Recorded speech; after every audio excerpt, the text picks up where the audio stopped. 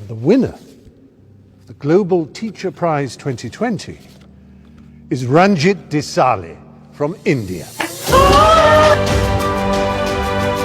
ఈ నవ్వు వెనకాల ఎంతటి కష్టం ఎంతటి ఆనందం దాగుందో ఈ వీడియో పూర్తయ్యేలోపు మీకు అర్థమవుతుంది. ఈయన పేరు రంజిత్ సిన్హా. మహారాష్ట్ర సోలాపూర్ జిల్లాలోని పర్తెవాడే అనే ఊర్లో ఒక చిన్న గవర్నమెంట్ స్కూల్లో టీచర్ గా పనిచేస్తున్నాడు. రీసెంట్ గా ఇతను వివిధ దేశాలకు చెందిన 12,000 మంది గొప్ప గొప్ప టీచర్స్ తో పోటీపడి టీచింగ్ లో నోబెల్ ప్రైజ్ లాంటి గ్లోబల్ టీచర్ ప్రైజ్ ని గెలుచుకున్నాడు. ఈ ప్రైజ్ ని గెలుచుకున్న మొట్టమొదటి భారతీయుడు ఈయనే. ఒక సాధారణ గవర్నమెంట్ స్కూల్ టీచర్ అయిన ఈయనకి ఈ అవార్డు ఎలా వచ్చింది? ఈయన అక్కడున్న స్కూల్ ని, అక్కడున్న స్టూడెంట్స్ యొక్క జీవితాన్ని, అక్కడున్న సమాజాన్ని ఎలా మార్చాడు అనే విషయాల్ని ఈ వీడియోలో మనం తెలుసుకుందాం. మరెందుకు ఆలస్యం, ఈ గ్లోబల్ టీచర్ ప్రైజ్ గురించి ఒకసారి చూద్దాం.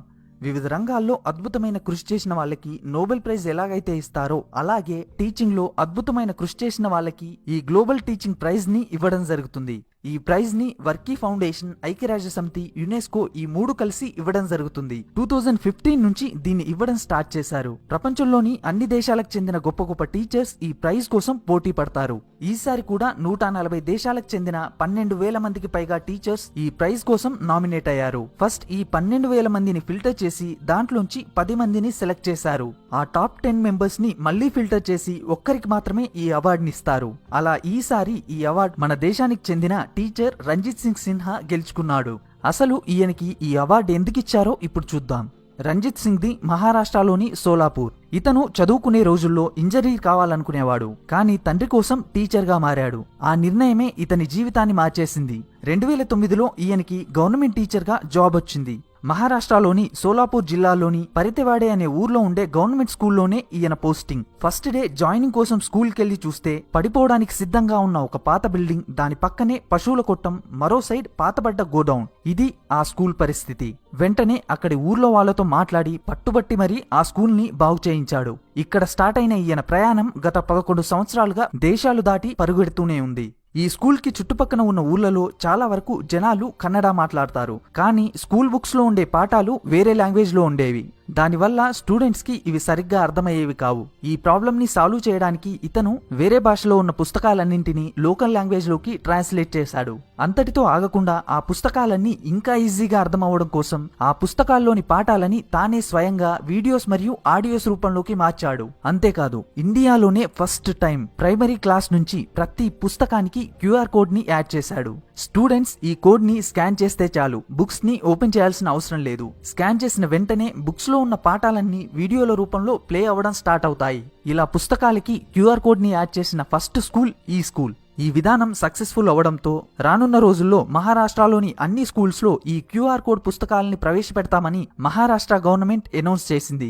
సాఫ్ట్వేర్ దిగ్గజం మైక్రోసాఫ్ట్ కూడా ఈ విద్యా విధానాన్ని అభినందించింది. ప్రపంచంలోని ది బెస్ట్ 300 ఇన్నోవేషన్స్ లో దీనికి చోటు లభించింది.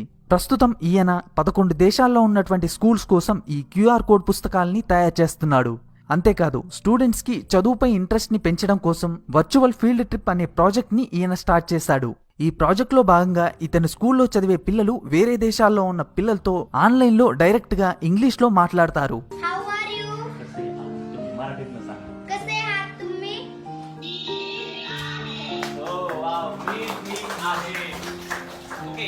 ఇతను ఊర్లో ఉన్న ప్రతి అమ్మాయి తప్పనిసరిగా చదువుకోవాలని వాళ్ళ పేరెంట్స్ దగ్గరికి మరీ వాళ్ళని ఒప్పించేవాడు. అందుకే ఇతని స్కూల్లో అమ్మాయిల అటెండెన్స్ ఎప్పుడూ 100% ఉండేది. అందుకే ఈ స్కూల్ కి 2016లో జిల్లాలోనే ది బెస్ట్ స్కూల్ అవార్డు లభించింది. ఈయన కేవలం చదువుని డెవలప్ చేయడం గురించే కాదు, సమాజం గురించి ఆలోచించడంలో కూడా ముందుంటాడు. బాల్య వివాహాలు కరెక్ట్ కాదని, ఊర్లో ఒక్క బాల్య వివాహం కూడా జరగకూడదని ఊరి మొత్తాన్ని ఒప్పించాడు. గత 10 సంవత్సరాలుగా ఈ ఊళ్ళో ఒక్క బాల్య వివాహం కూడా జరగలేదు. దానికి కారణం ఈయన అక్కడి తల్లిదండ్రుల్లో నింపిన స్ఫూర్తి. मुलींचे तर लहान वयात लग्न लावायचे, पण मी आई वडील व रणजित सरांची आभारी आहे. అంతేకాదు, లెట్స్ క్రాస్ ద బార్డర్ అనే పేరుతో ఈయన ఒక ప్రాజెక్ట్ ని స్టార్ట్ చేశాడు. ఈ ప్రాజెక్ట్ లో భాగంగా ఏ దేశాల్లో అయితే యుద్ధాలు జరుగుతాయో ఆ దేశాల్లోని పిల్లలందరినీ ఒక్కచోటికి చేర్చాడు. కేవలం 3 నెలల్లోనే ఈ ప్రోగ్రామ్ లో ఇండియా, పాకిస్తాన్, ఇరాన్, ఇరాక్, ఉత్తర కొరియా, ఇజ్రాయిల్ లాంటి 8 దేశాలకు చెందిన 19,000 మంది స్టూడెంట్స్ ఒకరితో ఒకరు ఇంటరాక్ట్ అయ్యారు. ఇలా చెప్పుకుంటూ పోతే ఉన్న ఇంటిని ల్యాబ్ గా మార్చడం దగ్గర నుంచి వేరే దేశాల్లో ఉన్న స్టూడెంట్స్ యొక్క జీవితాలను కూడా మార్చే వరకు చాలా ఉన్నాయి. నీ దగ్గర డబ్బున్నా లేకపోయినా, నీకు 1000 మంది సపోర్ట్ ఉన్నా లేకపోయినా, నీ సంకల్పం గట్టిదైతే నువ్వు ఏదైనా సాధించొచ్చు, ప్రపంచం కూడా నీ వెనకాల నడుస్తుంది అనడానికి నిదర్శనం ఈయన. ఒక టీచర్ తలుచుకుంటే ప్రపంచాన్ని మార్చగలడు అనడానికి బెస్ట్ ఎగ్జాంపుల్ ఈయన. ఈయన చేసిన కృషికి గాను ఈయనకి 2018లో innovative of the year award లభించింది. మైక్రోసాఫ్ట్ CEO సత్య నాదెళ్ల గారు రాసిన హిట్ రిఫ్రెష్ అనే పుస్తకంలో కూడా ఈయన గురించి రాయడం జరిగింది. మరో గొప్ప విషయం ఏంటంటే ఈయనకి ఈ గ్లోబల్ టీచర్ ప్రైజ్ వచ్చినందుకు గాను 7.5 కోట్ల రూపాయలు బహుమతిగా వస్తే దాంట్లో నుంచి సగం డబ్బుల్ని తనతో పాటు టాప్ 10లోకి వచ్చిన తన తోటి టీచర్స్ కి ఇచ్చేసిన గొప్ప వ్యక్తి ఈయన. మన దేశంలో చదువుకోవడానికి సరైన సదుపాయాలు లేకపోవచ్చు, కానీ ఇలాంటి టాలెంటెడ్ టీచర్స్ కి మాత్రం కుదవలేదు. కానీ ఇలాంటి ఒకరో ఇద్దరు పేర్లు మాత్రమే జనాల వరకు వస్తాయి. జనాల వరకు రాని రంజిత్ సిన్హా లాంటి టీచర్స్ తెర వెనక ఎంతో మంది ఉన్నారు. ఉత్తరప్రదేశ్ సలీంపూర్కి చెందిన రైతు బిడ్డ 46 ఏళ్ల ఆదిత్య కుమార్ గత 24 సంవత్సరాలుగా ప్రతిరోజు 60 కిలోమీటర్ల చొప్పున సైకిల్ పై దేశం మొత్తం తిరుగుతూ దారిలో స్లమ్స్ లో ఉండే పిల్లలకి ఫ్రీగా చదువును చెప్తున్నాడు. ఎక్కడ అలసిపోతే అక్కడి ఫుట్పాతే ఈయన బెడ్. లింకా బుక్ ఆఫ్ రికార్డ్తో పాటు మరో 20 ప్రపంచ రికార్డులు వచ్చినా ఈయన పేరు మన దేశంలో ఎవ్వరికీ తెలీదు. మరో టీచర్ రాజేష్ కుమార్ శర్మ స్కూల్ కి కావాల్సిన ప్లేస్ లేకపోయినా మెట్రో వంతెన కింద స్కూల్ ని స్టార్ట్ చేసి అక్కడ స్లమ్స్ లో ఉండే పిల్లలకి ఫ్రీగా చదువును చెప్తున్నాడు. ప్రతిరోజు ఈ స్కూల్ కి 200 మందికి పైగా పిల్లలు అటెండ్ అవుతారు. కేరళలోని మలప్పురం జిల్లాలో ఒక government school teacher Abdul Malik 1994 నుంచి అంటే లాస్ట్ 25 సంవత్సరాల నుంచి ఇతను నదిలో ఈదుతూ నదిని దాటి స్కూల్ కి వెళ్తున్నాడు. లాస్ట్ 25 సంవత్సరాల్లో ఏ రోజు ఇతను తన క్లాస్ ని మిస్ అవ్వలేదు. రాజస్థాన్ కి చెందిన marine engineer professor Sandeep Desai.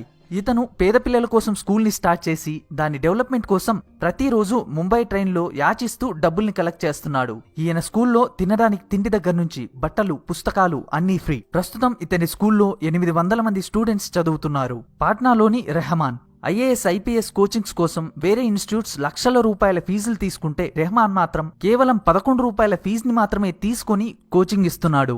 Srikakulam జిల్లా మామిడిజోలా అనే విలేజ్ లో బాలకృష్ణ అనే ఈయన స్కూల్ టీచర్. చుట్టూ కొండలు, మధ్యలో స్కూల్ ఉండటం వల్ల కొండకి బయటున్న ఊర్లలోని పిల్లలు స్కూల్ కి రావాలంటే కొండను దాటి మరో 2 కిలోమీటర్లు నడవాల్సి ఉంటుంది. దూరం ఎక్కువగా ఉండటం వల్ల పిల్లని స్కూల్ కు పంపడానికి తల్లిదండ్రులు ఒప్పుకునేవాళ్ళు కాదు. అప్పుడు ఈయన వాళ్ళ ట్రాన్స్పోర్టేషన్ బాధ్యత నాది అని వాళ్ళ తల్లిదండ్రుల్ని ఒప్పించాడు. అప్పట్నుంచి ఆ పిల్లలందరినీ తన బైక్ మీద విడతల వారీగా స్కూల్ కి తీసుకొస్తాడు. సాయంత్రం స్కూల్ అవ్వగానే విడతల వారీగా వాళ్ళ ఇంటి దగ్గర దింపేస్తాడు. అలా ఇతను ప్రస్తుతం 38 మంది పిల్లల్ని తన బైక్ మీద డ్రాప్ చేస్తున్నాడు. ఇలా గత 7 సంవత్సరాలుగా చేస్తూనే ఉన్నాడు. అది కూడా ₹1 కూడా తీసుకోకుండా. శ్రీరామ్ నగర్ గవర్నమెంట్ స్కూల్లో ఫిజిక్స్ టీచర్ గా పనిచేసే గౌరీశంకర్ గారు గత 4 సంవత్సరాల్లో ఈయన ఒక్కరోజు కూడా స్కూల్ కి లీవ్ పెట్టలేదు. ఇలాంటి ఎంతో మంది టీచర్స్ పిల్లల జీవితాల్ని మార్చుతూనే ఉన్నారు. వీళ్ళందరికీ ఫ్యాక్స్ ఫర్ యూ తరఫు నుంచి సెల్యూట్. చివరిగా ఒక్క విషయం, తెలంగాణలో లాస్ట్ 6 సంవత్సరాల నుంచి గవర్నమెంట్ టీచర్స్ కి ప్రమోషన్స్ లేవు. అన్ని అర్హతలున్నప్పటికీ 25,000 మంది టీచర్స్ 6 సంవత్సరాల నుంచి తమ ప్రమోషన్స్ కోసం వెయిట్ చేస్తూనే ఉన్నారు. వీళ్ళలో ఆల్రెడీ 8,000 మంది ప్రమోషన్ అందకుండానే రిటైర్డ్ అయ్యారు. గత 3 ఏళ్లుగా ఈ టీచర్స్ అంతా ప్రమోషన్స్ కోసం ప్రభుత్వానికి విజ్ఞప్తి చేస్తూనే ఉన్నారు. కానీ విషయం ముందుకు వెళ్లట్లేదు. ఇప్పటికైనా గవర్నమెంట్ వీళ్ళ గురించి ఆలోచించి వీళ్ళకి న్యాయం చేయాలని కోరుకుంటున్నా. ఇది ఫ్రెండ్స్ టీచర్ రంజిత్ గారి స్టోరీ. ఈ వీడియో చూసిన తర్వాత మీకు కూడా మీ టీచర్ గుర్తుకొస్తే ఈ వీడియోకి లైక్ చేయండి. మీ టీచర్ కి ఏం చెప్పాలనుకుంటున్నారో కింద కామెంట్ చేయండి.